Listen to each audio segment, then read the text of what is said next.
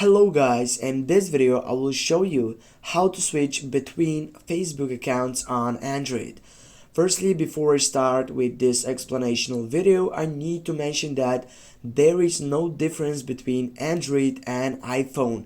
It is the same process with the same steps. Firstly, get up into the three dots on your screen side, home up, go for it, scroll down and go for logout.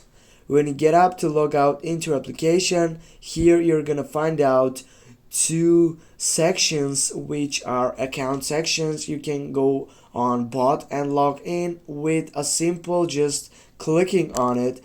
Now as you can see, I'm on my second account on Facebook. I have switched it to that section. If I get back again and if I scroll down, if I go log out, now automatically it will be shown the first one that have been before.